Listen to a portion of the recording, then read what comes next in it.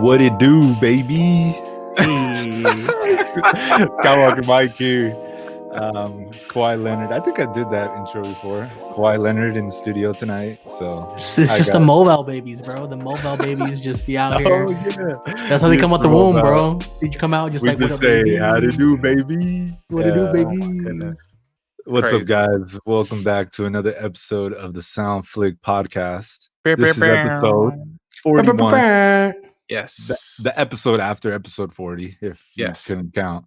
But today we are back with more shenanigans. Before we get started, follow us on Instagram, Twitter, subscribe on YouTube, Spotify, Apple Podcasts. Just search SoundFlick Pod and you'll see it. It's either Keanu Reeves. It's either a Keanu Reeves picture or orange picture. So yeah.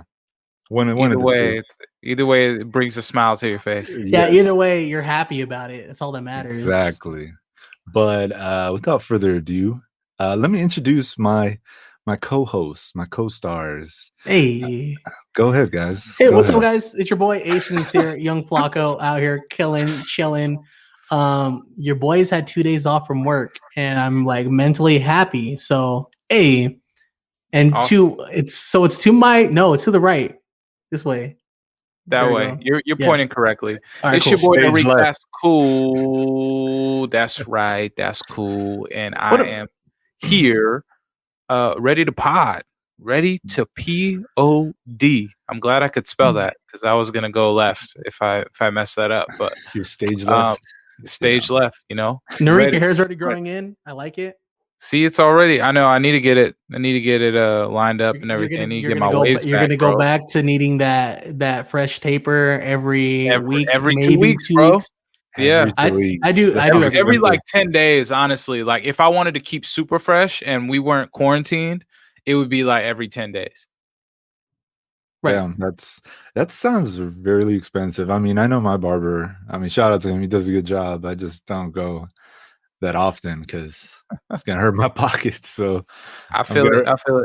I'm gonna And run now, out of my haircut. how long have you had your barber for? I think it's going on 12 years. Okay. That's I solid. I've gone on my That's boy a solid Eric length of time. about almost 5 years. Our anniversary is in the summer. Yeah, he's a really cool dude though. Anniversary. Our anniversary is in the That's summer. I remember. That's cute. It's like, yeah, man, you know, you already know, you just text him, send him He the heart gets- emojis. Like, Oh, bro, free I just get him some razors for our He gets anniversary gifts every year. free haircut a year on the anniversary. He gives me free haircuts on my birthday. Oh, Shout yeah, out to hey, him. I was gonna just say that That's the free birthday haircut is fantastic. That's one of the best things. ever. That, or if he knows, like, because I usually pull up early to the shop, he'd be like, "Hey, bro, like, I haven't got lunch yet. Like, can you stop at Cane's and I'll buy you something?" I'm like, "Hell yeah!" This is usually that, or That's I fire. guess another privilege would be whenever he's not at the shop, people are like, "Oh, bro, just pull up to my house." Mhm. Best thing. I mean, it's really just an underrated relationship. Like the relationship that men have with their barbers, it's right up there with like your mom. I mean, you've seen it in Soul. It's just like that. Yeah. Nobody wants to go to the guy nobody knows about. yeah, like, That's why that scene was so special. are you guys friends with like your barbers, like his significant other, or like at least know his kids at all? No. No, I know my No. barber's kids. It's cool. Cash. My listens to barber music. doesn't have kids. Oh, you're lucky. So- No, I was kidding. Yeah. No, yeah, my barber's son Cash. He listens to my music. It's Gosh. pretty dope. Oh damn. Lucky him. He doesn't have kids. Oh, Poor kid. Yeah, my barber OG. But anyways, let's dive in. We're gonna be diving straight into some movies. We got 3 movies on deck that we've seen. 1 from HBOMax and 2 from Netflix. Netflix, like we mentioned in the last episode, they're more about quantity. Quality's Right. still there, but it's not on the level that HBOMax is putting out. But they could be starting off strong. It's still the Yeah. beginning of the year. yeah, no. Yeah, we'll see right now. Well, They already guaranteed a consistency. They said every week of this year Mhm. there's going to be Right. new films that are coming out. So Doesn't they mean they're had good them films, already. but it's a Yeah. film. It's Yeah, going to be a honestly- Netflix produced film. I think they're dropping more than one film. Like Yes. there's one that they're highlighting, but then there's like 3 other films behind it that are like either indie films or I don't even know what they are. Like I saw just 2 different recently. genres. Yeah, Right. just different genres, but they highlight at least like one big one, I guess. But other than that, I'm enjoying watching more movies this year so far. Me too. Yeah, it's fun. It's been great that we've been able to enjoy more movies. I'm so glad that studios have just realized that we're not going back to AMC anytime soon. So just give it to us digitally and we'll be good to go. I think it just feels good to be immersed again. Like there's a certain type of conversation you have with people when it comes to like WandaVision, for example. Like this is dropping every Friday, or something, Mandalorian, and you're able to kind of just talk about like what's next. Like I remember doing that with Heroes. You know what I mean? Where like, and it kind of faded away once you're just like, hey bro, have you seen this show? And you're like, oh yeah, I binged it in one day, and it's kind of just it. You know what I mean? It's kind of just like we don't know what's next because we already watched it all. So yeah, I think having that TV experience is good again. And then I mean, yes, movies, but I think I'm just more excited about the shows. Yeah, I'm excited about everything right now. Yeah, So. all the quality is up, and I'm proud of everybody who's putting in the work. You know, because it's difficult to do in the times that we're in, and yeah, you know, I'm super excited for the movies to come. Like Skywalker was saying, we watched 3 since the last time we spoke with you guys. So we're gonna dive straight into those 3. Which one we gonna start off first? Let's. I would say the first one that's on the list. Yeah, First one on the list. Outside the Wire. This is a Netflix film. So to keep it a buck, I haven't watched it yet. This is the one. That's why I said let's go first, because I haven't watched it yet. It's been a busy week, guys. It's been a busy week. We won't spoil too much, you know. Also for people that haven't seen it either and want to see it, but this movie is. I feel like Netflix has like this niche of doing like mercenary movies. That's like their go-to. They're like they have like a dartboard, and it's like it's all mercenary films, but it's like, what part of the world are we gonna do this? Yeah, my assumption is they just have that team that's ready to go for these fight scenes and sequences, which is I'm dope. assuming that that's just their bread and butter, and they're just like, all right, we know we got this, so let's run with it. And like at least the stories are semi-different, you know what I mean? It's not like we're getting spoon-fed the same thing over and over.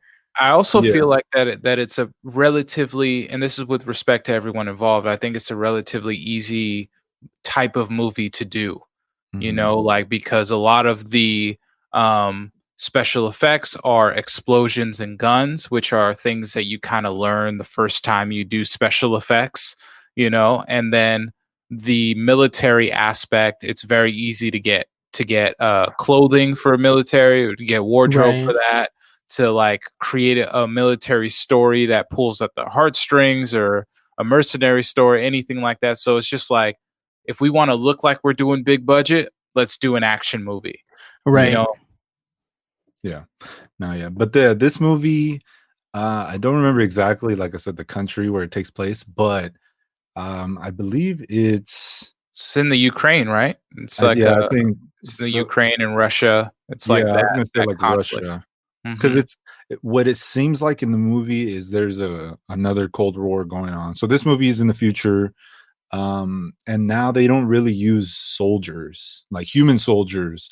They try to send out like these pretty much war machines, like no pun intended, like to Anthony Mackie being in all those Marvel films. But it literally feels like there's just a bunch of Iron Men that they send out to do their dirty bidding, so that way they wouldn't lose any actual soldiers. So it seems like that's what the movie was moving towards, like the future of war and the future of the army. Kind of like that integration, and the movie plays on the notion of, is war a constant thing? Is it something that our world has to maintain in order for it to continue going round? And you'd think that there wouldn't be any war once like robots kind of get involved, you know, that you wouldn't be losing people or anything like that. But here comes an AI who is played by Anthony Mackie, and he is just an extraordinary soldier and is put into situations that regular soldiers don't want to get into because they'll end up dying very easily. Yeah, he's pretty much a cyborg in a human body. Like he looks 100% human, but he has like this weird exoskeleton that's like super strong, and he's just the ultimate super soldier. He is literally like a Captain America that they made in this movie. So he's like going on a personal mission, but he recruits this drone pilot who has never been in the field, and all he would do was pretty much bomb cities or bomb, oh, there's a terrorist in that city, blow it up, like a video game. Yeah, so he didn't understand the value of a soldier's life or what they put themselves through, or how they live in constant fear, when you're out there in the battlefield. So Anthony Mackie has to like take this kid along for the ride, and they're going through all this pretty much no man's land to get all these objectives done outside the wire, yeah, which is outside the, I guess, main base facility where the US is operating out of. Yeah, because there's a terrorist group that is bombing everything else basically outside of the wire or on the outside of that base. So they it's just dangerous. You don't know who's a part of it. Anything can kind of happen. I really got like Taliban kind of vibes from it, insurgent vibes, eh? Yeah, kind of vibes of just like, all right, not the Taliban. Anybody, I know, right? It could be anybody. They could be hiding in a market and blow you up, or they could be in an abandoned building, anything like that. So it was interesting. Yeah. So I mean, all in all, the movie is about Anthony Mackie trying to complete this mission. We don't really know what his true intentions are throughout the movie. There's some really cool action scenes where he's fighting. He's pretty much fighting these huge, what are they like?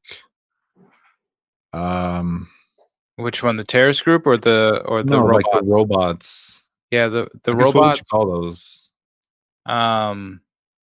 Shoot, they were just like something out of like almost like a Terminator-esque type of robots, but of course without personality. They didn't really have personality like that. They were weapons. They were robotic weapons. So did they look like people or just a straight up? No. They wanted to like resemble like people, but I don't know if you've been monitoring like how robotics are being used in the world, like for real. And what they kind of look like for real. Like you've seen like the robotic dogs and like the robotic people and stuff like that. So they're kind of modeled after that, but just like well done, as if they could already hold a gun and already go out into the field. And they basically have like a camera as a face, and kind of like iRobot, but not as like cheesy. Not really like not human. They're not humanoid in the sense of like iRobot, because iRobot, they kind of wanted to give them personality. They don't really have personality. They're just like shoot and kill. That's it. Yeah, shoot and kill with a camera with like one of those like old school kind of cybersecurity type camera faces that will just scan you real quick and then shoot you. So they're actually pretty. I would say like they're pretty dumb. Like in the movie, they make mistakes still, they're a little trigger happy. And if something reads the right way or the wrong way, then they're going to go off. And it's really like, it's really interesting because you see like where they are at, where the public knows that those things exist. And then where Anthony Mackie's like cyborg character exists, because nobody knows that he's a cyborg because he looks like a human. Right. So he's like a top secret project, pretty much. Super top secret, and and it just goes to show like, okay, here's the technology that they're experimenting with, and here's the technology that they've implemented already, and it has parallels with how we as citizens in our world kind of think that our governments are operating with top secret technology and like what we have in our iPhone or what we have that's for the public. Yeah. So, I mean, without spoiling anything, the movie, like, because if we go any further, it's pretty much like halfway through the movie, it's like, all right, the rest would be spoiled. But without spoiling anything, the movie, like Narik had said, it's pretty much about if war should even keep going. Like, why do we even go to war? Or, well, what's the main purpose of it? And I think in the movie they mentioned that it's mostly about power.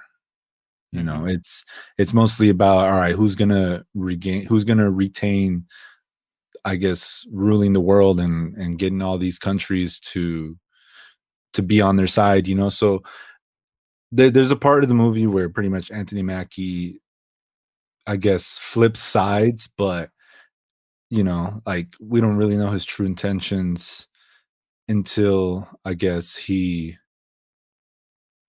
I it's don't know. like, I how don't do you know teach that a robot that without war? spoiling.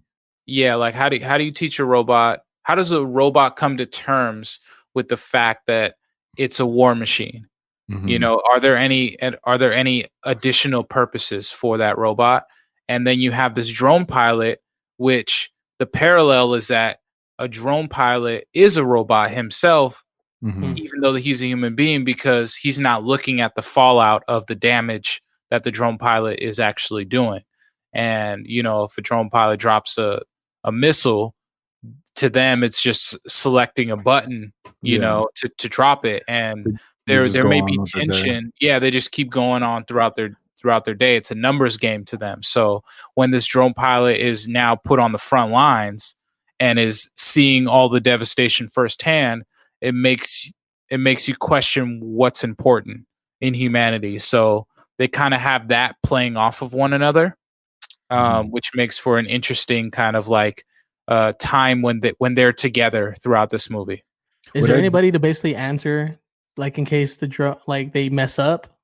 Like, is there like a government to answer to, or is it just like, So the drone is supposed to answer to the drone pilot.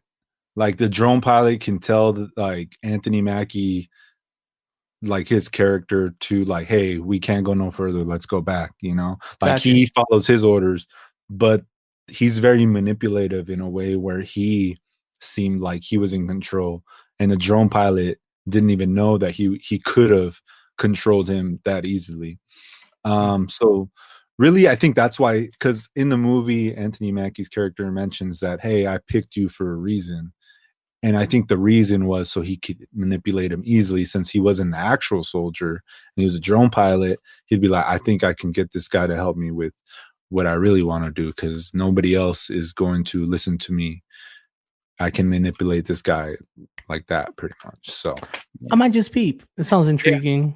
No, Yeah. it gets pretty good. Skywalker, what would you rate it?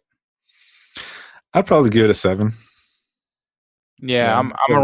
around that too. Probably like a 6.5. How was Anthony Mackie though? Like, did he kind of like crush it, or is it kind of just like you're watching Falcon in a different like role? I've been trying to like compare, like, in the trailers for Falcon the Winter Soldier, which we'll talk about later. He seems like older, and like the character that's supposed to be played in Outside the Wire. So in Outside the Wire, he kind of, and it could be a dialogue issue, it could be just because of the script, the way that they wrote him. Like, it didn't have to be Anthony Mackie. It could have been anybody.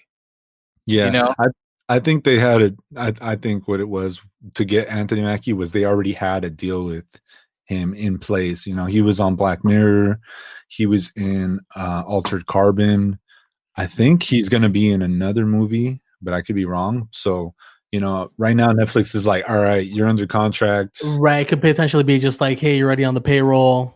Do you want to be in this? And he's like, you sure. played this kind of character, like you kind of know what you have to do, and then we'll just run that. So you just that don't was have the kind of wings. how it was. Yeah, he didn't do bad, but I wouldn't say it's a like Oscar winning. Yeah, I don't think it's a role that he's gonna be known for in the future. He might end up getting typecasted, in all honesty, like in just those types of military, like just playing a military character. You know, I could see that happening. So, yeah. I thought he was decent though. I liked it. I liked it enough to. The movie has a really good message at the end. You really don't know what to think, whether it was wrong, it was right. You know, like you're really at odds. You know, it probably splits the audience. I think the ending. Yeah. So I thought that was the most interesting about the movie. How long is it? How long is the movie? I think it's 2 hours. 2 hours. Damn, these 2-hour movies. Everything is 2 hours. Gotta love it. I love it. I miss my 90-minute films because I know the last 10 minutes. Because I know the last 10 minutes is all credits. Malcolm and Marie actually. That was pretty quick. A movie that's coming out. That one was not 2 hours. Yeah, that was a pretty quick film. But like, there was only so much you could do. Like, you know, like it was just one location, honestly, one man, wardrobe. Yeah, after 40 minutes, I was like, "There's still another hour of this movie." That's what I like about the movie. Like, they literally shot the whole film like it just takes place in an hour and 40 minutes. Like that's you're just arguing for an hour and 40 minutes. I'm just like, bro. Yeah. It's definitely trigger inducing. So if there are any couples who are listening to this and who haven't seen Malcolm and Marie, watch it alone. Watch it alone. I don't like, unless your foundation is super strong, because they're gonna say something that's gonna remind you of something that your partner said. And you can just start the argument right then. Yeah, because fellas, if you're watching a movie with your lady, she goes, don't do it. This is one of those movies where even if I think your relationship is solid, there's gonna be one or two things you guys disagree about in the movie, and then now your relationship. There's no we're home. Fellas, don't set yourself up. Watch it on your own. Watch it on your morning doing your morning BM. Just watch it in portions while you're in the restroom throughout the day. But you know, you're just gonna watch YouTube videos anyways. Just watch the movie. It's crazy. But I thought that the movie was shot beautifully. It was. Oh yeah. It was absolutely gorgeous. The way they shot it, and just the dueling dialogues between Zendaya and John David Washington it was masterful, the way that they were just executing it. And I loved that the film talked about film a lot. There was a lot of like really great references to film.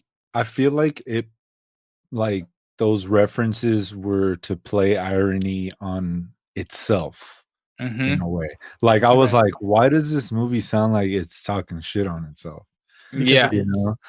So, and then I was like, well, I mean, you know, I feel like because the director, Sam Levinson, he's very, even the way he shot it is beautiful. Because I don't know if you haven't seen Euphoria, it's shot very similarly, cinematically wise.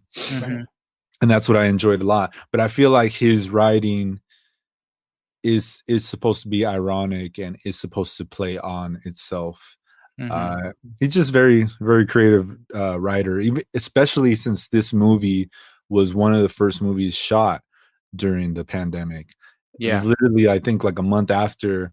I remember reading an article where Sam Levinson, they were ready to shoot the next season for Euphoria, but obviously all that got canceled. He texted Zendaya like, hey, I've been writing this movie.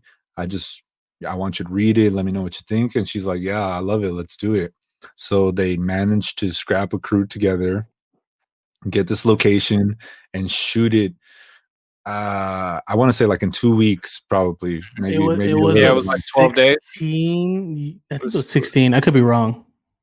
Let's just say between 12 to 16 days. Yeah, 12 to 16 days that they shot the film. Yeah, so that alone is impressive, you know, and that they shot. Obviously, they didn't just do it in one take, but the cutting, the acting, everything is very cohesive, right? Spot on for a. The cuts are necessary. It's not forced. It's super necessary, which I like. Yeah, and even the cuts seemed like very. They were just like long shots that were in it, you know. So in my mind, I'm like, whoa, they really had to memorize all of these lines and get them down in the emotion that they're giving him. You know, you can't really do that over too many times. I think it's kind of just sets that tone in the opening scene where John David Washington's he's basically just walking around the living room, kind of hyping himself up. And Zendaya's kind of just walks on the porch. She starts smoking, just chilling as he's going on, and that they're just in that frame for a cool 2 to 3 minutes, just constant. I don't know. I'm happy with the movie. At the same time, I'm just like, God, I really don't like arguing, and my head hurts. Yeah, I'm also pissed. Really did find something to argue about like every time, and it was like, I thought that it got to a point where like.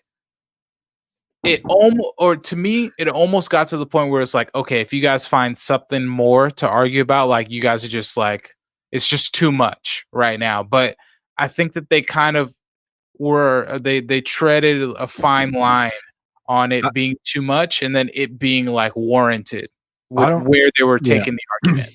At least with the argument, I don't feel, obviously they were finding, like as the movie went on, they were finding little things here and there, but I feel like overall, it was one thing that Zendaya's character had pent up for so long. So it came out this way, especially on a night as important for Malcolm.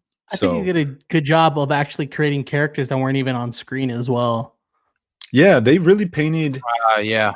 Like they kept talking about this whole premiere and like exactly I can imagine it in my head, like how the party was or how during the movie premiere, how it was.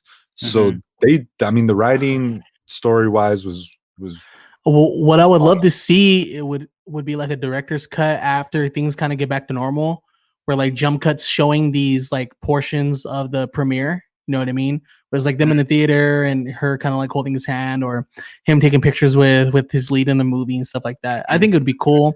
Who knows? But either way, it's a pretty vivid picture that they paint, and they did a really good job. That could have been a potential thing, but I think because of the circumstances, right? Exactly. That's why I say that's why I'm just like, hopefully they got it in the tuck. You know what I mean? But I'm just upset that in the first like 5 minutes he's trying to eat out Zendaya. I don't take kindly to that at all. It's why? Because she's fine. She's beautiful. Well, I'm gonna marry her one day. I'm gonna marry her one day. You're not gonna marry her. The day I get with Zendaya, you're not coming to the wedding. So that's fine. That's fine. For a movie that is in one location, the trailers really didn't. They didn't give away too much at all. Yeah. Nah. Yeah, I mean, with a movie like that, you really just have to show how well it's shot. I mean, the actors speak for themselves. Right. Like, you don't even need them to really have too much dialogue, because it's just like, oh my goodness, all of these shots are beautiful. I have to go see this movie and see what this story is. You know, there's multiple ways of promoting, the movie, and I feel like directors either decide to just have all of these wonderfully cinematic shots be the thing that grabs people, or they have, the comedy or the dialogue or something like that kind of grabs people. So, I mean, really, overall, none of it is necessary. None of it is necessary.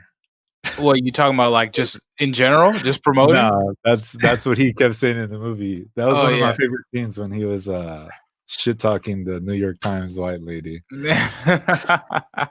He's like, none of this is necessary. This is art. I think I wrote it down. He says, cinema doesn't need to have a fucking message. It needs to have heart and electricity, which was funny to me because I was like, this is this movie. It's the director speaking. Yeah, this is the director speaking. Like this movie, which is crazy because he's a director speaking. Exactly. Yeah. Exactly. Yeah, it was like a paradox or something. Inception.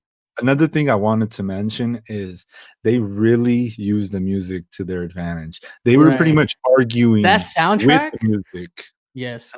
And I was like, oh, they're arguing. They're literally play a song, and this is how I feel. You know what it reminded me of? It reminded me of how intense Whiplash got.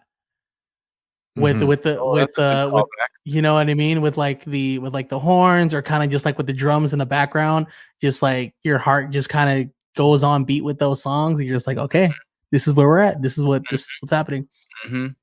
Yeah, it was a masterful soundtrack, and it just goes to show that songs from that era spoke so much about the human condition, and like they really elaborated on the feelings. Like there was a hit song for every feeling that someone would feel, whether it's good or bad or whatever circumstance that they're in. There was a song that was for it.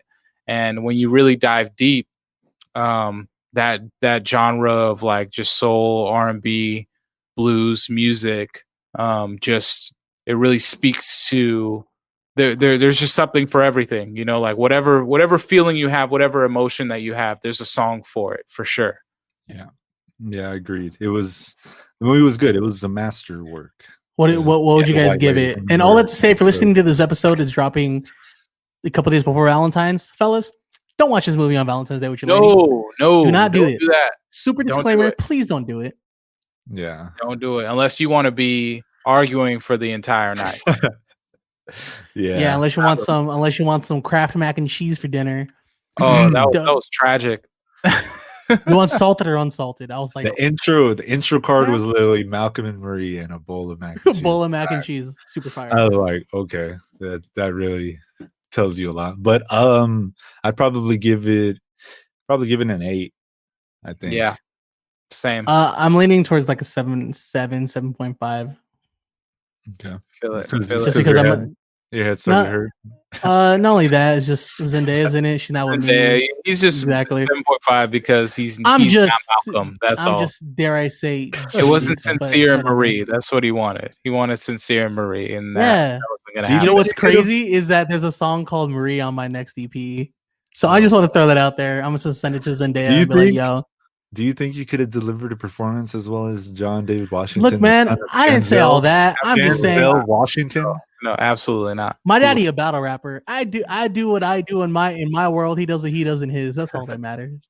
That's funny, actually. The man for Tenet. With the cheese grater.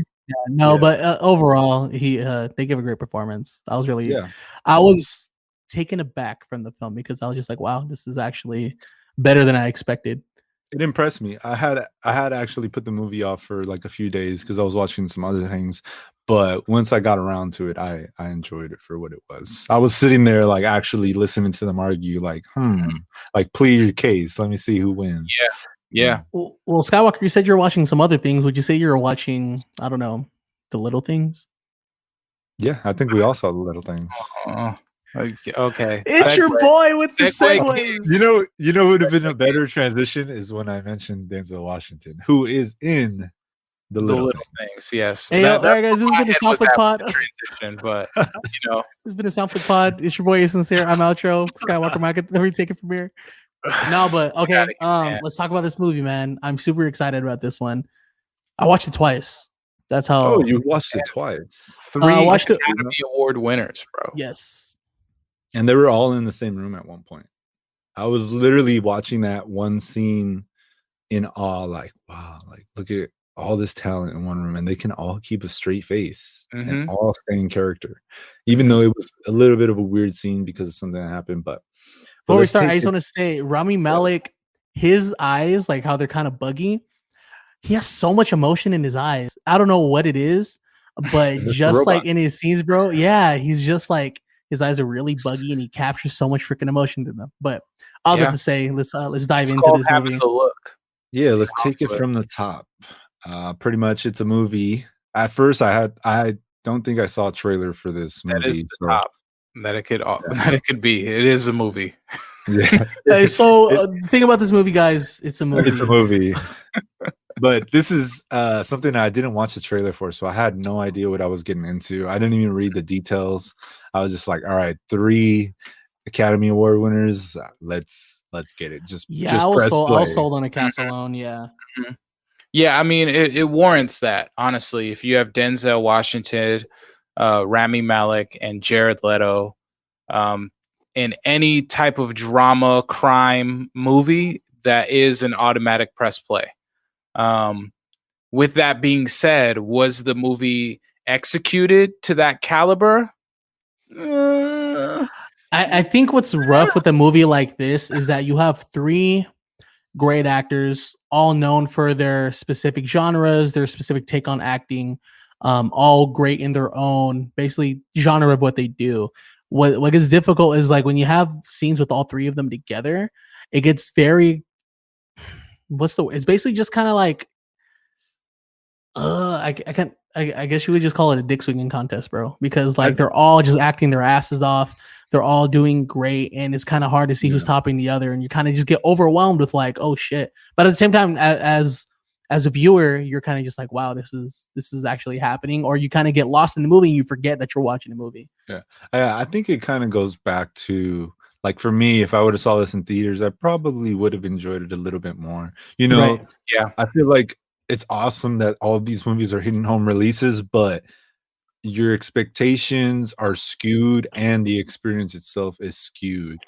And I feel like that's going to be the argument for a lot of movies, especially with this caliber of actors. This is like, we live in an age where everything is straight to DVD now, type of thing. And those movies used to be like, oh, I'm not watching that. Right. It used to be like, It's like, here's Scooby-Doo 5 straight to DVD. And it's like, oh, wow, they're still doing Scooby-Doos, right? But obviously, it wasn't a bad movie. I feel like it was a decent movie.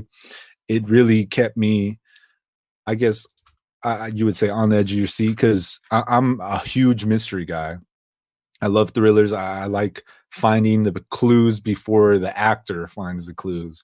And that's kind of what I was trying to do the whole time. And Denzel Washington's character is similar to that. He's trying to find clues that nobody can see. You know, he's trying to dig as deep as he could. And I guess that's kind of what led to the downfall of his character and why he was working in Kern County as a deputy instead of a detective in Los Angeles. Yeah. But I mean, yeah, I think I think it was a pretty decent movie. I really like that he was led back to LA, and I thought it was done on purpose at first. I thought they wanted him back in LA to help Rami Malek, but it turns out they didn't want him there. They were like, "Oh shit, this guy's back!" Like, and the whole time I was like, "Why did they hate Denzel Washington? Isn't he just a deputy?" Because in the beginning of the movie, they don't tell you that he was a detective at first. But other than that, what do you guys think of Rami Malek's role? So for the listener, like, the reason it's called The Little Things, I think we all kind of know that saying, like, oh, like, always appreciate the little things, you know what I mean? But this movie kind of takes like its own twist on that, meaning the little things could be good or they could be bad, where they're going to have a positive effect on you, you're going to have a negative effect on you, whether it be in your career, out of your career, personal, not personal. I think Jared Leto killed this movie. He outacted Denzel and Rami Malek. It kind of reminded me of Dallas Buyers Club, where he kind of just gets embedded in this character. I'm sure he wasn't wearing a fat suit. I'm sure he like grew out his gut for this film and ate really unhealthy. Just because he has like that mechanic look, but at the same time, it's still Jared Leto. That method type of. Yeah, he's just great at doing that. I think he kind of just got embedded in this character. And kind of just, again, Denzel. I love Denzel, bro. But it's just movies like this kind of get you realizing, like, wow, like Denzel's getting old. This shit's insane. Yeah. Denzel is getting to that dad vibes. Like, it's just like older dad, like, give it up, grandpa, is basically what I'm getting. Yeah, like older grandpa, like even with like the Equalizer and stuff like that. It's he's that was the first time that I kind of noticed, like with the Equalizer, I was like, he's not moving as swiftly as they're trying to portray him. Like that's just not it, you know. And there's too many jump cuts happening here. Yeah, he's starting to get into that role of like less of a kind of like action star, more of like this mentor role. And in all honesty, like I kind of agree with you, Sincere. I think Jared Leto acted better than Denzel and Rami Malek. I feel like Rami Malek was a little bit out of his depth here, even though he's an Academy Award winner. He's a great actor. I just think that the character that he ended up portraying is someone that I couldn't really see be that character. You know, it was kind of like, in all honesty, I think him and Jared Leto could have switched their roles and it be like a better portrayal from both of them. I see what you mean. You know, because like Rami Malek doesn't really pull off the he's like too mysterious to pull off the I'm the best detective here kind of like. But also he's too babyface to pull off like a sociopath. You know what I mean? Yeah, I mean, one of the things I've noticed about his character is like he wanted to be the young buck. He's like, I can do it all. Like, I don't need the help, until he starts to ask for the help because he realizes that Denzel knows a little bit more than he was leading off with. Yeah, But his buddiness was like, it came off as a surprise to me. Like I thought that they were gonna be at odds, like him and Denzel trying to like crack the case. Right. But he was just kind of like, nah, like let me buy you coffee, like let me learn all of these things from you. He was like that at first because he's like, oh, this guy. He was in a deputy suit. He's like, this guy is a nobody. Why is he in my way? Until one of the detectives was like, do you know who that is? And he's like, oh, that's him. And he's like, oh, okay, let me get a little bit more insight. I didn't know that was him. But one of the things I did notice about Rami Malek's character is that he wanted to prove he can catch this killer. Throughout the movie, they kept asking him, like, are you close? Do you have a suspect? And he's like, I'm doing everything that I can to find this person, and I will find him. And that's when Denzel tells him, like, you can't be their angel, you know, like you can't be the hero here. But he was willing to put it all on the line, even to the point when he's like, look, I got his boss was like, look, I just called the FBI and you have till Monday to give everything to them, you know. And that at that point he was like, all right, I'm just gonna go all in. I kind of like that, you know. He was a little bit more risky, but like you said, I feel like, yeah, maybe they probably could have got somebody else, because, you know, when I look at Rami Malek, I don't think I don't even think I could have saw him in Jared Leto's role. Right.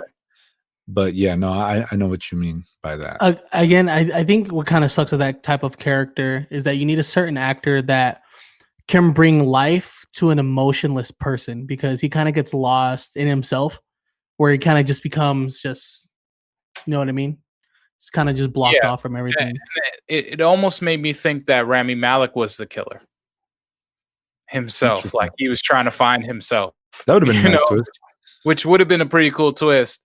And like Denzel being the one that's like figuring out the little things. But I did like how the movie ended, and I don't want to spoil that. Yeah, it's a really good ending. It's unexpected in a way that was unexpected, and I appreciate that, because and it's not a generic unexpected ending either. Exactly. Every story has been told, you know, and you can kind of follow like, okay, well, it's this kind of story, like they're gonna eventually like catch the killer, and then, you know, one of them is gonna like Denzel will probably sacrifice himself on the way that they catch it because he's older, and Rami Malek will be fine, but then they'll have this secret, but it didn't quite do that. And I thought that was an interesting twist to how this kind of story was portrayed. And it's just a reminder that not everything works out the way that you want it to. Yeah, I definitely, one of the things I noticed towards a little bit into the movie is that Rami Malek's character was pretty much turning into the character that Denzel played when he was younger as a detective. So, and that was all because of Denzel stepping into everything and helping him out, you know. So he was like, it's basically that mental role Nurik mentioned. Yeah, and he was like, if you're gonna take it to this length and we can get something done, then you know what, let's do it. And you know, that led to, you know, what happened in the end. But yeah. Awesome. Well, what do you rate it, Sincere? You saw it twice. 7.5. After the first time, I was like, the movie is a solid 8. I was like, solid 8. Watch it the second time because my mom hadn't watched it yet, and then I was just like, okay, this is like 7.5, and that's where I kind of I knew where it was going already, so I was kind of just paying attention to character development and kind of just watching how the characters navigate. So I was like, 7.5 is pretty solid for what the movie is, and it's mainly because of that twist at the end.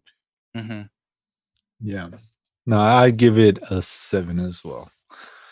Yeah, I'm around a 7, 6.5, which is unfortunate because of how high caliber the cast is, and that's also why I rated that, because anybody else who aren't those actors getting a 6 means that the movie's trash.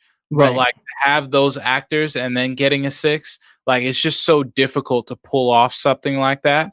That I do think that the movie is worth the watch for anybody who's a fan of any of those. Oh, it's definitely worth the watch no matter what. Yeah, it's not the best. Like out of those 3 actors, it's not their best film, but it's a great film that you can appreciate from all those actors. Absolutely, absolutely. Well, I'm definitely excited for the more movies to come. We have some that are coming out in the next few weeks that we'll be talking about for sure. And this past weekend we had the Super Bowl. And the Super Bowl was riddled with amazing commercials. As always. Real quick, favorite commercial. Favorite commercial, go.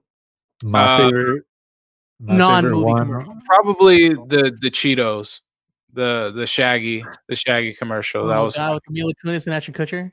Yeah, okay. I thought that was pretty cool. My favorite was the Drake from State Farm. I was gonna say that one. That was my favorite. It was such a good one, bro. Nobody mentioned Paul Rudd, and I was kind of sad, but if you didn't know who Paul Rudd is, and I don't know if you know, but they had Paul Rudd in there because he's a Chiefs fan.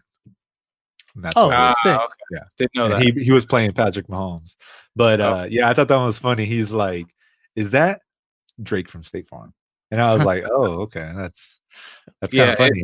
I thought it was pretty funny. Like I was like, "Okay." I'm telling you, Drake's gonna come back to acting, man. His comedic timing is getting there. It's getting there. It's starting to be hilarious. Well, bro, when he hosted the ESPYs and SNL, I remember seeing him do those skits, and I was like, "This guy's still got it, bro." Drake's gonna be one of those characters when he comes back into acting. Like he's gonna be a comedy character, but he's gonna be like that third guy to tell a joke, like the third guy to speak. I don't ever think he's gonna get the lead role because he's funny, but he's like corny funny. Yeah, well, I feel like he'll start off as like a Jamie Foxx or like The Rock, like when they were starting off, like The Rock and Be Cool, or like Jamie Foxx and like in Driver or in Baby Driver, and like that kind of role where he's Drake like, going that far. Yeah, I feel like he's gonna play a character in a movie. You won't see that it's Drake, but they'll have to meet up with some guy, and then the guy ends up being Drake, and he's gonna like act, and it'll be hilarious. But I'm telling you, somebody's gonna give him a chance or an opportunity to play a serious role, and it's gonna be over. It's gonna be over, bro. Like he could have did Malcolm and Marie, probably. Nah. Drake has too many songs about him being soft for him to do Malcolm and Marie. He would cry. He would have been halfway through the argument crying. Marvin's Room. He'll play Marvin's Room for the whole thing, and then that's it. Cry, yeah, I could see that. But let's get into these trailers, movie and show trailers that happened during the Super Bowl. They had a ton. They had some great stuff. And how do you guys feel about what you saw? Does it get you excited for the rest of the year? It gets me re-excited for some because obviously, like, let's use Fast 9 for an example. Like, we saw that trailer almost a year ago now, and of course, that had to be postponed. So rewatching that trailer is kind of getting me re-excited, even though it's Fast 9. You know what I mean? When that trailer popped on the TV, everybody was in disgust. Well, bro, when you think about it, this commercial was shown at the last Super Bowl. Yeah, that is true. But one of the things, I just caught that. One of the things that was funny was everybody's like, "Oh man, why are they still doing this?" And me in the back, I'm just like, "I'm still gonna go watch it." Oh, everyone like the Fast series has gotten to the point now where people are going to talk shit about it, like, but they're gonna go all the way up, but they will buy a ticket. Yep. They are going to buy a ticket to go see that movie. We're too invested as a society. Like, we need to know how this thing is going to end. We're going to watch this movie and we're going to watch the next one. Nobody realizes that we caused this.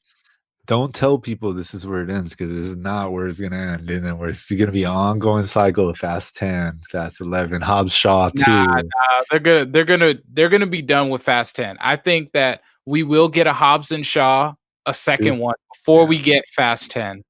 But after Fast 10, I'm sorry, like you can't do anything. Like, there's never been 10 movies. Like, what it's turned into is they're trying to compete, obviously, with franchises like Marvel, with like DC, and the only way they can do that is if they themselves turn into superhumans or Bro, some type of super. Dom Torino I gets a don't know, freaking super soldier. serum. I am never watching a film again, bro. No, it's not like I that. mean, it It's already exists, like yeah, in yeah. the He's franchise. Yeah, that's what I'm he's saying. If Dom already Torino gets it, I'm not. I don't no. know. So what I'm saying by like superhuman, super like that's how the universe is. Like that is correct. Anything that he Right. does, if he can lift up a helicopter in that universe, you can get that strong to the point where you can lift a helicopter. It has nothing to do with like serums or anything. They're literally to the point where anybody can be as strong as they can. I remember watching a video saying which is the strongest Fast and the Furious character, and they ranked everybody. And at the top, it was like Vin Diesel and The Rock. Yeah. And and also Idris Elba was up there too. And I was like, why is this even a thing? But it's because that's what Fast and the Furious has turned themselves into. Right. Yeah. Kind of like throughout They'll somewhere never along the go back. lines. They'll never go back to street racing. No, it's just going to be an action movie that's revolved around fast cars and family. That's where they got it to, and that's going to continue until Fast 10 will be over, and then Dominic Toretto's kid will be old enough to start the Fast series all over again, and then Vin Diesel's going to make a cameo, and that's just how it's going to go. I'm down. But you know, I like what we saw. We found out that Cardi B is going to be in the movie as well and play a prominent role. So another example of artists becoming actors. So I thought that was interesting. We also got to see our first full look at Falcon and Winter Soldier. A 2-minute trailer that looked amazing. Marvel's gonna follow up WandaVision with an amazing show. Right. That March 19th is the release date. March 19th, and super excited for that because that's going to be a direct result of Endgame that we're going to be able to see. Another one. Yeah, I mean, WandaVision is obviously a direct result of Endgame, but it still kind of plays in the in between of like Far From Home and like kind of Wanda's own world. But it seems like with the Falcon and the Winter Soldier is going to show us what the world is kind of dealing with after the events of Endgame, which I think is going to be interesting.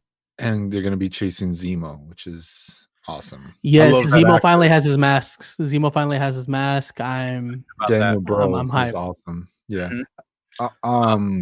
I think this is going to be really exciting. Going from a show like WandaVision where there's not that much action. There's action a little bit here and there, but it's mostly like one of those like you have to think during that show a lot.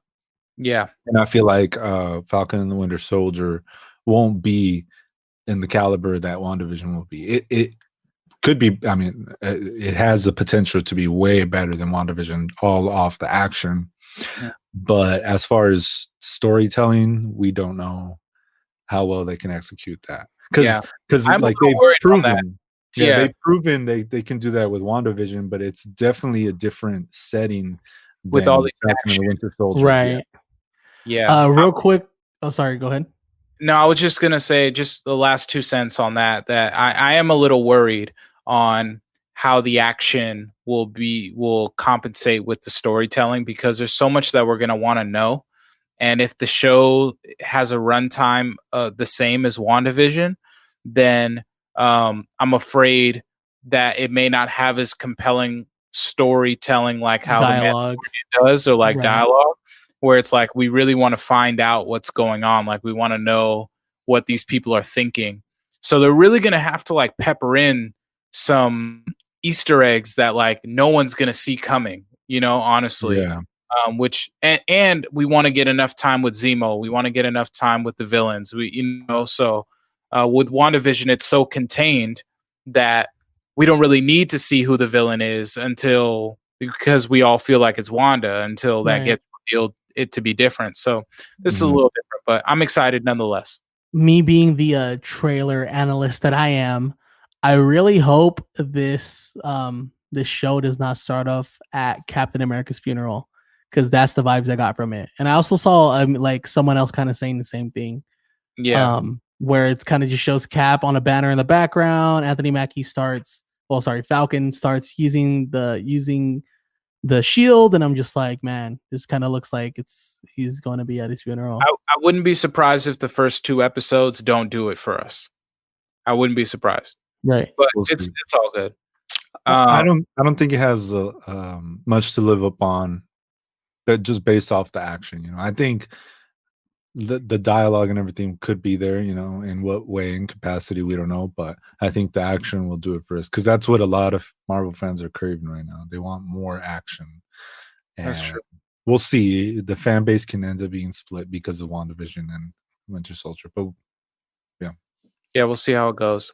Another Super Bowl trailer that we saw was a return of a director who's been pretty quiet lately. What was the last film he did? I can't think off top.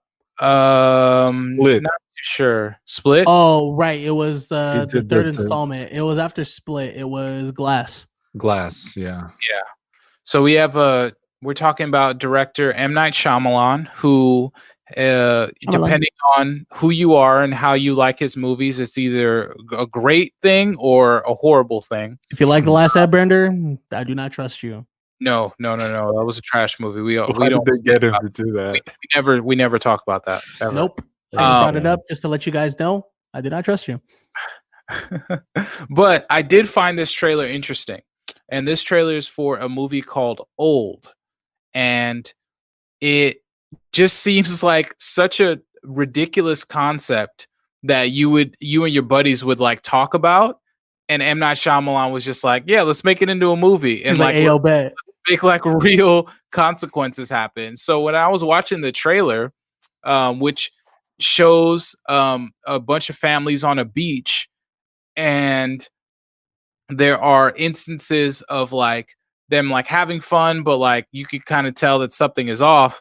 And they show in the trailer that one of like the children gets lost and comes back older by several years. And they give, I think what scared me, or like what got me into like that thrill mode, was seeing that one of the family's daughters become pregnant like immediately. So it was like, I guess this beach is rapidly accelerating people's ages. And I know that sounds ridiculous, but when you actually see it applied, you can imagine all of the scary reactions that you would have if all of a sudden you were getting older by the hour or by the minute or whatever. Right. There's something wrong with this beach. I'm like, yeah, obviously there's something wrong with this beach. Yeah. Is it the beach though? That'll be the twist. Yeah. I'm assuming it's not gonna. It doesn't rapid speed your age. Somehow it knows your future, and it just kind of just propels you into what your future is going to be. Either way, I'm excited to see where it goes with it. As far as we know, just based on the trailer, could be an amazing movie, but it could also be trash. M. Night Shyamalan's track record is not the greatest, so we'll see. It's the Eli Manning. Mostly hits, but leave my man alone. The next trailer goes with some more action. This one's called Nobody, and I don't know how I feel about this movie. I don't know how I feel about it either. I mean, it's cool that it's like really action based, but it's like I Bob thought it was Kevin Costner, but it's not Kevin Costner. It's like somebody else. Bro, it's like Better Call Saul mixed with Breaking Bad, mixed with, hey, I got a special set of skills. I don't. Yeah. So I'm not sold. Father, who is also a mercenary or a hitman of some sort, who's kind of like John Wick-esque, and his family doesn't know that he does this. And he's trying to used to, right? He used to do it. Yeah, he used to be. Yeah, but he's not retired. Because what I got from the movies is that he just out of nowhere decided like, fuck it, I'm just gonna stand up for myself now. Like that's what it seemed like to me. Yeah, it kind of just looked like he got put on check by his superiors. Like, fuck, I'm tired of being beat up. He got put on check. Like you can't let anybody know. He has a very he has that look that you want to punch him in the face. Like if I was a bully, I'd be like, I want this guy's lunch money. Yeah. So So I think it's going to be pretty cool. It might just be one of those like, hour and a half beater type movies where it's just like, I'm gonna just power through this, just to kind of have it. There may not be anything that is super gripping or anything that like really pulls you into the story. But we'll see. We'll see how that goes. And lastly, this one just dropped. Yeah. So we saw the movie together, right? Yeah, we didn't see it together, I think. No, this doesn't have anything to do with that. It doesn't, but I just wanted to say we saw this together in the movie. It's the same franchise. Same franchise. We talked about this, but is it? I don't think so. It's same franchise, different storyline. Obviously, it's a Nickelodeon movie. It's a Nickelodeon show. It's a show that they turned into a movie. And anyways, back into a show. But disregard what I just said. Saw was from the Nickelodeon show too. Yeah. No. That was it? The movie was from the Nickelodeon show. It was based off of that. If you guys are confused, we are talking about Are You Afraid of the Dark? Yeah, sorry it took so long for me to say the name. Yeah, guys, so the trailer just dropped today for Are You Afraid of the Dark? If you're a 90s baby and you grew up watching this show, you understand how scary this freaking this show used to be. Like, we all watch Goosebumps. We all love the Goosebumps books. This is Goosebumps times 10. Are You Afraid of the Dark was probably one of the scariest things as a kid, and I would love watching it, but I would also hate it because yes, I was afraid of the dark because I still sit with the light on. I've never seen Are You Afraid of the Dark, the show, like the old one, but this one just doesn't look like nah. The movie was just enough for me to watch because I feel like it was PG-13, so and obviously they had a bigger budget, better production. This one feels like they made it in a Nickelodeon studio. And they just got these kids, and it's very cheesy. It's kind of like a Stranger Things, but like a little bit more serious. It just seems like they really, really dumbed down this franchise just to show it on Nickelodeon. And I feel like they could have probably did it how, to the caliber of how you guys say the show was, but it's probably not going to live up to that. Yeah, my hopes is that they kind of keep the aesthetic of the old show, obviously better production quality. Keep the scary like Henry Danger show. You know Henry Danger? God, yes, I know. Unfortunately, it looks like just Nickelodeon's not the same. Disney Channel's not the same anymore. So my hope, being the nostalgic 90s baby I am, I'm hoping it stays true from its original. Yeah. Well, we'll see. Yeah. Let's get into our show referrals and then we will be off. But since we're still on the topic of Nickelodeon, go first. It's your boy. Yo, guys, iCarly's back on Netflix. I'm so excited. If you guys don't understand how great iCarly is, it's probably one of my favorite Nickelodeon shows of all time. It introduced me to spaghetti tacos. They put the full series on Netflix. Go watch it, please. You know what I learned from one of the things that is like instilled in me from iCarly is, I forget that kid's name, but he says Gibby? No, not Gibby. But the one, he's like a little evil genius or whatever, but he says, you will rue the day. You'll rue the day. Yeah, it's Neville. I feel like I say that every now and again just because, and I always very Skywalker thing to say. He's like, you're going to rue I don't know. I stopped watching when iCarly came out. Like, I did watch Drake and Josh though. So low key, Norik with his dreads kind of looks like the guy that owns the smoothie shop. Bagel on the stick. That's what I was gonna say. Wow. Yo, Norik, that would be we're gonna put both of those pictures together. That would be a fire Halloween costume. Just walk around with a bagel on a stick.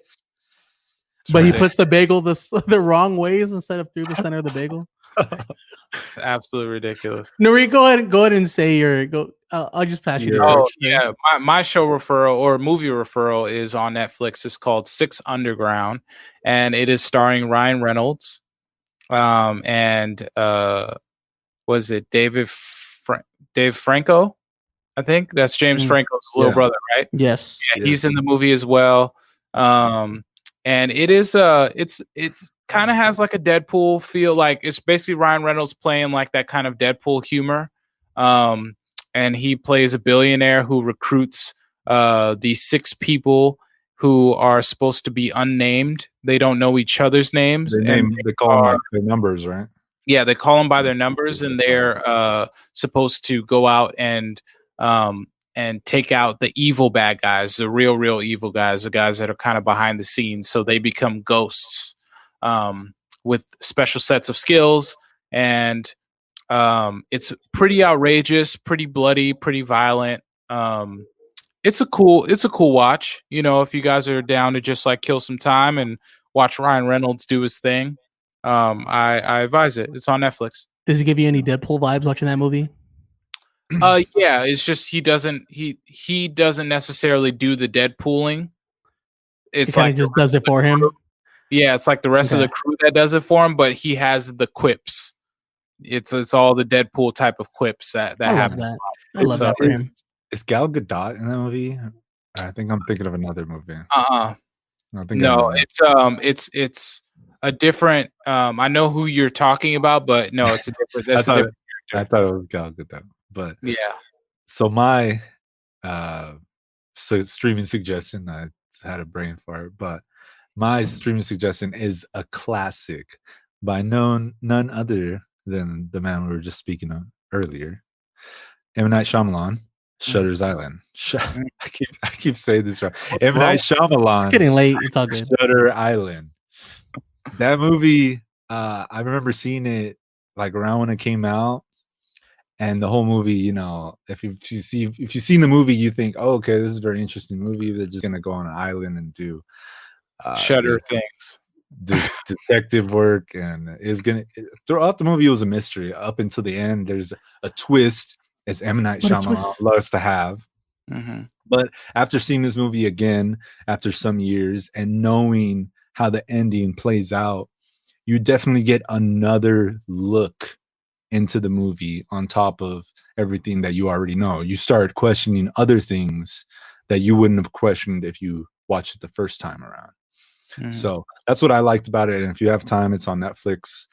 It just came out. There's a lot of Leonardo DiCaprio movies out right now. I love going back and watching old films like that because obviously we're kind of getting better in our, I guess if you want to call it expertise. So it kind of just lets you appreciate those films a little bit more. So I'm gonna go rewatch it now. Totally. Yeah, but yeah, definitely getting better in our context clues. So yeah, I like the I guess what I took away from it this time. You know, I had different questions than I did the first time. So right, I love it. Awesome. Real quick before we outro, just want to say, because this is the SoundFlick podcast, and we do appreciate a great soundtrack. And the soundtrack was just announced for Judas and the Black Messiah, and that is executively produced, by Hit Boy and Ryan Coogler, which, yes, shout out the IE, shout out Tony Fontana. There's two IE people on that movie or that contribute to that movie. That's with Lakeith Stanfield. Yep. Mm-hmm.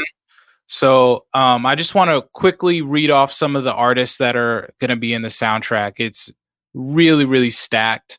You have her, you have Nas on this soundtrack, Black Thought, the late great Nipsey Hussle, Jay-Z is on the soundtrack, Hit Boy, Masego, Rhapsody, Smino, Saba, Dom Kennedy, G Herbo, Sir, Kiana Lede, like it's just stacked. ASAP Rocky, and the incomparable Rakim.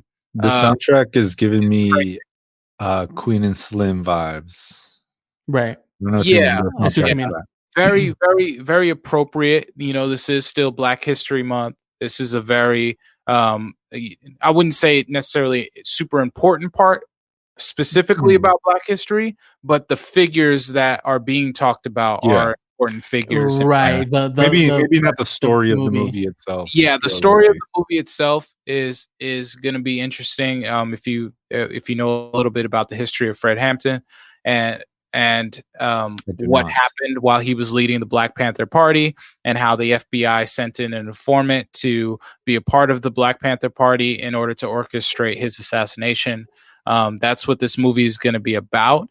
But the message and the just the times and how they're going to show these characters being portrayed, I think are very interesting. And I'm super excited to watch this movie. And I'm super excited to bump this soundtrack because I think that there's going to be hit songs on there. I'm hyped for Hit Boy.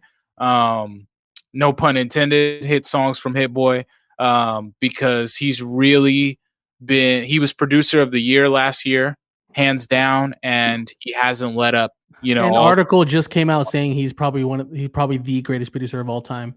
So that's that's a little far. I wouldn't say all that, but I'm just saying this. I didn't say it, but producer last year. Argument. Yes, absolutely, producer of the year last year. There wasn't anybody that was putting out the content at the caliber that he was putting out, and it started with the verses, and it just never let up. You know, and when did they drop that article? A couple days ago, I saw him post it. They dropped that during Dilla month. Oh dang! Yeah. I mean, that's true. That's true. I mean, Dilla. That's what I'm gonna say. And happy birthday, Dilla. Dilla Day just passed as well. Dilla would have been 47. For sure. Yeah, for sure. Rest in peace. Rest in peace. But I think that's it, guys. This concludes episode 41 of the SoundFlick podcast. Again, subscribe to our accounts. Follow us on Instagram, SoundFlick Pod, on Twitter, SoundFlick Pod. Leave us a review. If you like what you're hearing and you like our podcast, leave us a review on Apple Podcasts or wherever you listen to podcasts, on Spotify or anything like that. Yeah. Make sure and follow us at all of our social handles. Share our videos. Show us some love. We would really, really appreciate it. We're happy for all the engagement that we've been receiving as we've been ramping up our episodes. And if you would like to start your own podcast episode, you should reach out to productiveculture.com/podcasts, because they, right down there at the bottom, and start your podcast today. They keep us powered and empowered, and we are appreciative of them. Also, be on the lookout for additional content as we continue to ramp up for 2021 and, find new ways to engage with you guys. And this has always been a pleasure. How you guys feel? Pretty good. I'm about to go back inside my house right here. I'm done. Yeah, I'm sure it goes without saying, we appreciate everybody that listens. We thank you guys for all the support that you guys give us. We kind of just look forward to this year. Movies aren't slowing down, meaning we're not going to slow down either. So it's going to be a good 2021. There it is. Skywalker Mike, save me some mac and cheese, bro. No, there's not that. All right. I'm going to bed. I'll talk to you guys later. Peace.